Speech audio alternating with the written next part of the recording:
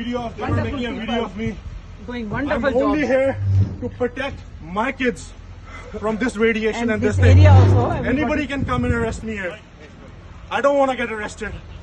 I'm a law-abiding Here's the school. Everybody. citizen who pays his taxes, only doing it for my kids.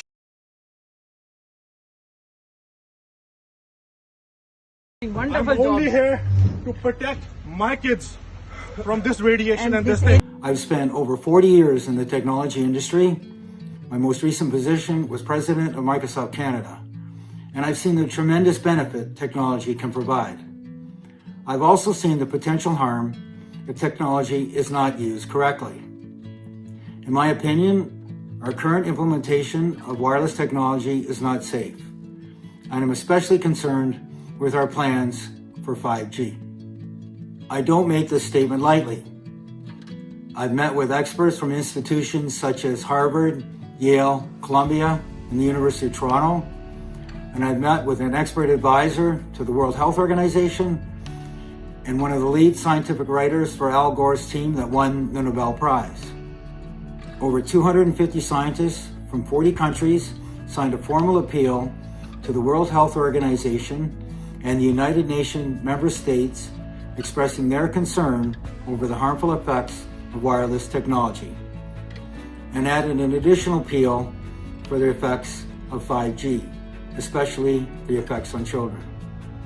Hundreds of peer-reviewed scientific papers have been published demonstrating harm to humans and the environment. This evidence includes increase in cancer, sperm damage, reproductive harms, memory and learning deficits, especially in children, and damage to our DNA, nervous systems, and the cells in our bodies.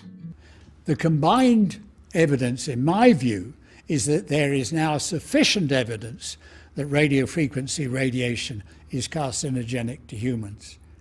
That's IR category 1, and you can't ignore that. And the implications of this, we have to be cautious. Radio frequency radiation is now ubiquitous.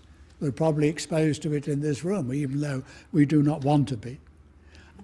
And we know that although the risk per individual is low, the radiation is widely distributed. I was astounded when I went up one of your peaks to find a cell tower at the top of the tram. My goodness, what are they doing to people? And when we continue doing this, this could result in major public health problems. In the 1930s, they said asbestos was safe.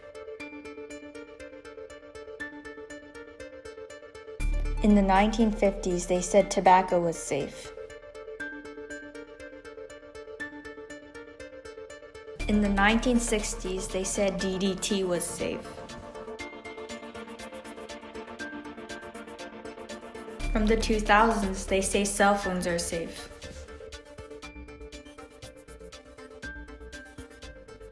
Today, they say 5G is safe.